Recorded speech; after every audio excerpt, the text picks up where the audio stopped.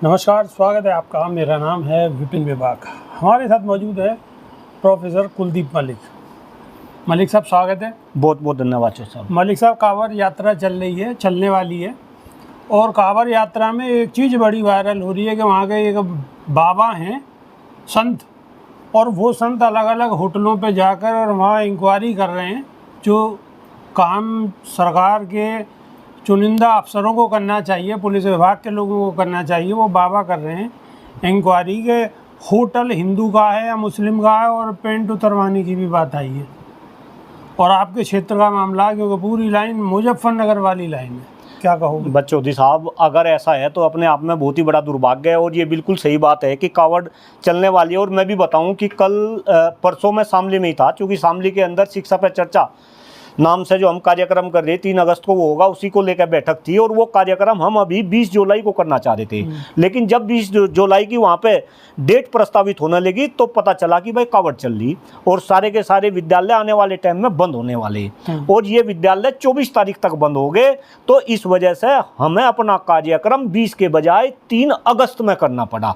तो जब मैं ये बात घर आया और इस बात में मैं चिंतन कर रहा था कि भाई एक तरफ चलो देश में कांवड़ आएगी, धार्मिक सौहार्द रहेगा, और कहीं ना कहीं इससे धर्म और सनातन संस्कृति का प्रचार प्रसार भी होगा। लेकिन मैं दूसरी तरफ जब चिंतन कर रहा था कि भाई कांवड़ की वजह से विद्यालय तो बंद होंगे, फिर मैं सोचने लगा, चूंकि मैं लास्ट टाइम जब कांवड़ चल रही थी तो मैं जब शामली मुजफ्फरनगर में घूम रहा था तो चौधरी साहब मैंने देखा कि बहुत सारे जो दारू के ठेके थे, जहां अलग अलग जगह दारू जो है बिकती है, उनके ठेकों के सामने तिरपाल लगा रखी और वे ठेके खुले।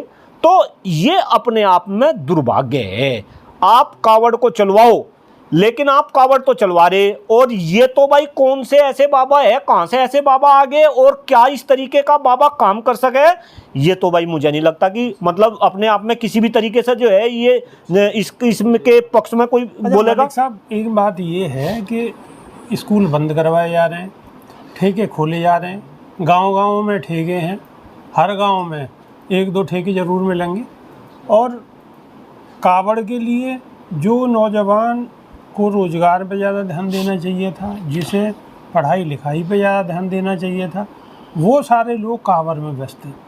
तो क्या कांवड़ से विश्वगुरु बनेगा भारत, या पढ़ाई लिखाई से विश्वगुरु? आपने बहुत ही अच्छा क्वेश्चन करा। और चौधरी साहब मैं बताऊं, मैं भी चूंकि मीडिया के अंदर रहता हूं, इस तरीके के क्वेश्चन कोई पत्रकार पूछता ही नहीं। भाई अगर इस देश को विश्वगुरु बनाना, इस देश को विकसित बनाना, और बनाना क्या, ये तो संकल्प ले रखा देश के प्रधानमंत्री आदरणीय नरेंद्र मोदी जी ने, डेडलाइन फिक्स कर रखी 2047 तक। तो अगर इस देश को 2047 तक विश्वगुरु बनाना, तो उसका केवल और केवल एक ही रास्ता है कि सरकार को शिक्षा व्यवस्था पे काम करना पड़ेगा। मेरा तो ये टैगलाइन भी है कि देश को विकसित बनाने का जो रास्ता है वो शिक्षा के गलियारे से होकर गुजरता है। आपको शिक्षा के गलियारे को आप दुरुस्त करो, शिक्षा के गलियारे तो बंद करे जा रहे हैं। मैं वही तो बात कह रहा कि या सरकार कह तो कुछ रही और या कर कुछ रही, बस जनता को यही बात समझ में आनी चाहिए। भाई कांवड़ तो मेरी उम्र जो है 47 साल की होगी, और लगभग 40 साल से मैं भी ऑब्जर्व कर रहा, कांवड़ तो पहले भी आती थी। कांवड़ ऐसा थोड़ा है कि कांवड़ अभी आना शुरू होगी। अच्छा, आप जा रहे हो कांवड़? नहीं, मैं तो कभी नहीं गया चौधरी साहब। आपके जाने का नहीं, क्यों? अब क्या कुछ स्पेशल है? ना हो सकता है कुछ, जैसे कुंभ के बाद में पहली कांवड़? नहीं ना, हम तो कुंभ में भी नहीं गए। देखिए भाई, वो है कुकर कह रहे, ये तो कण कण में जो है भगवान है। हम यहाँ बैठे, आप भी हमारे लिए तो भगवान का ही रूप है। तो ये तो कहीं ना कहीं सरकार धार्मिक जो उत्सव है उसे बढ़ाने का काम कर रही। मैं बिल्कुल स्पष्ट बोल रहा और गंभीरता के साथ बोल रहा, और इसमें सरकार का फायदा हो रहा। मलिक साहब, दरअसल में यहाँ कुंभ के बाद में है, तो हो सकता है इसका भी कोई विशेष महत्व हो। नहीं, मुझे तो पता नहीं। अब मीडिया वाले, अब आपने या चुटकी छोड़ दी, ये हो सके ये आज तक वाले और जीटीवी वाले इसी बात को पकड़ ले कि भाई कुंभ के बाद में या पहली कांवड़ है, और इसमें भी लोग जो है कुंभ की तरीके से भागने लगे, फिर भगदड़ मचेगी। पता कितने आदमी मरे थे कुंभ में? पता कहाँ मरे? कुंभ में 20-30 आदमी की बात कर रहे हैं। 23 आदमी दिए सरकार ने, और बीबीसी वालों की रिपोर्ट आई 78 आदमी के घर तो वे बीबीसी वाले चले गए जो महाकुंभ में मर गए, है ना। तो और मैं तो अभी जो है अयोध्या गया, अयोध्या में भी भगदड़ मची, पता आपको? पता क्या? ये बता वो कर रहे आपको पता क्या? अयोध्या में भी भगदड़ मची, वहां भी आदमी मरे। अच्छा। लेकिन लोगों को पता ही नहीं चलता। हमारे यहाँ भी पीछे सी बड़ौत के अंदर एक धार्मिक आयोजन हो रहा था, उसमें वो छप्पर बांध रखा बहुत ऊंचा, पता नहीं 78 फुट का, वो लड्डू वड्डू की कुछ प्रक्रिया थी, वो उनका सारा का सारा वो टूट गया, वहां 30-40 आदमी मर गए। तो ये तो इस तरीके का काम कर रहे हैं धर्म के नाम पे, बस धर्म के नाम पे जनता की कतई लूट हो रही, और इन्होंने लोगों के दिमाग को हैक कर दिया। मैं आपकी जानकारी मैं बता रहा, मैं सुन लो मेरी बात, आपकी जानकारी के लिए बता दूं, मैं जब 8वीं क्लास में था तब से मैं सोमवार का फास्ट रखना शुरू कर दिया। पहले मेरे पिताजी रखते थे, भगवान बोले वो तो हम भी मान रहे हैं, बम बम बोले, बम बम बोले, ओम नमः शिवाय, ओम नमः शिवाय। लेकिन यूं कहाँ की बात है कि भाई तुम विद्यालय बंद कर दोगे और तुम केवल और केवल कबड्डी चलाओगे? क्या इस देश में ऐसी व्यवस्था नहीं बन सकती कि विद्यालय भी खुले और इस देश में जो है कबड्डी भी चले और ठेके भी खोले ना? ठेक हाँ, या तो बहुत गंभीर बात अभी आपने बताना कि भाई एक दो मैं कह रहा 3-3 ठेके खुले, एक गांव में 3-3 ठेके, एक गांव में 3-3 ठेके चौधरी साहब। अरे क्या बात कर दी, मैं नाम बता रहा, देखो कहीं, और बराबर बराबर एक तरफ लिखा रहेगा अंग्रेजी शराब की दुकान, फिर लिखा रहेगा देसी शराब की दुकान, और फिर तीसरे वाले पे लिख रहा महा ठंडी बियर। चौधरी साहब अभी मैं कुछ दिन पहले चला गया बड़ौत से लेकर मैं छपरौली जा रहा, ठंडी पे नहीं ना, हाँ भाई आप हर बात को उस पे ले जा रहे हैं। मैं बड़ौत से छपरौली जा रहा था, और ये चौधरी साहब का क्षेत्र है। चौधरी साहब का मतलब सब समझ गए, चौधरी चरण सिंह जी की बात कर रहा, चौधरी चरण सिंह जी का क्षेत्र है बड़ौत और छपरौली। अच्छा, हाँ ना आप ये भी कहते थे ना पहले, हाँ चवन्नी पलट गया ना, मैं तो जानू सारी बात, मैं आपकी दिल की बात जानू। तो जब मैं बड़ौत से छपरौली गया, जितने भी गाँव है, खास तौर से मीडिया के लोग इस बात को समझे, जितने भी गांव है बड़ौत से लेकर छपरौली तक के, कोई गांव ऐसा नहीं जिसमें ये 3 ठेके ना हो। तो जब मैं जा रहा था तो आती दफे मैंने सोचा, मगा भाई किसी ठेके के सामने मैं वीडियो बनाऊंगा, और वीडियो बना के देश की जनता को ये दिखाऊंगा कि ये देखो, अगर चौधरी साहब की कहीं आत्मा होगी तो वो आत्मा भी आज तड़प रही होगी, दुखी होगी कि भाई किस तरीके का माहौल गांव में होगा। अरे चौधरी साहब ने तो ये नारा दिया था कि भाई किसान को एक अपना पैर जो है, एक आंख अपने खेत पर रखनी चाहिए, दूसरी आंख इन्होंने जो है सत्ता दिल्ली और लखनऊ पर रखनी चाहिए।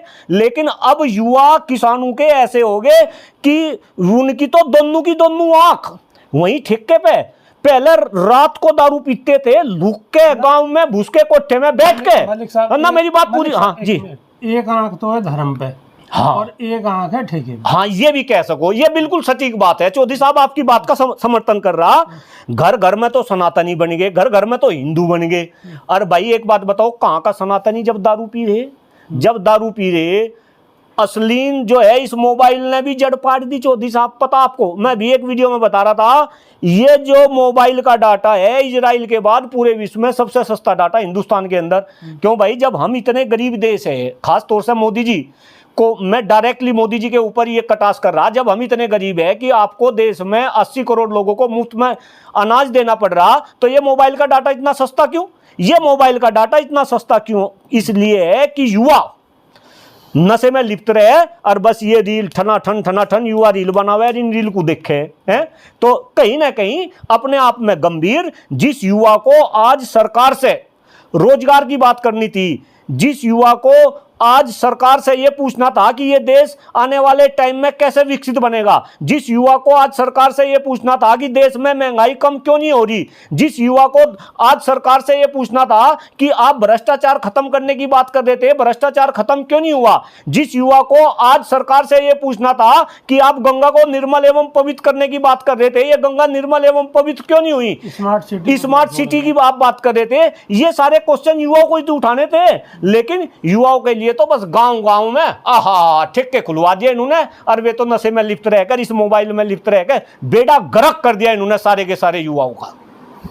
अब मलिक साहब सवाल ये भी है कि आपने जिक्र करा कि भाई ठेके भी हैं, ठीक है, सरकार को रेवेन्यू जनरेट होता है वहाँ से, सरकार तो यही सोचती होगी। स्कूल बंद है, एक तरफ तो आप जो है कावड़ से पहले होटलों पे इस तरीके से आप चेक कर रहे हैं कि ये हिंदू का है, ये मुस्लिम का है, ये हिंदू का है, ये मुस्लिम का है, तो आपको कम से कम जब आप ये धार्मिक आयोजन इतना बड़ा है और इसमें इतना बढ़ चढ़ के सब हिस्सा ले रहे हैं, तो कम से कम ये जो शराब की दुकान है ये तो कम से कम बंद होनी ही चाहिए। नहीं नहीं, बिल्कुल चौधरी साहब, आपकी बात का मैं समर्थन कर रहा हूं और आपके चैनल के माध्यम से मैं उत्तर प्रदेश सरकार और केंद्र की सरकार से ये डिमांड कर रहा कि आप जल्द से जल्द एक ऐसा निर्णय ले कि जब तक ये सावन का महीना चलेगा और जब तक कांवड़ यात्रा चलेगी, उसके रास्ते में जितने भी दारू के ठेके हैं आप वे सारे के सारे दारू के ठेके को बैन करेंगे। जितने भी नशीले पदार्थ है लेके आपका जो है, ये तो पता नहीं क्या क्या क्या क्या पीए, मैं जैता हूँ ये भी नहीं पता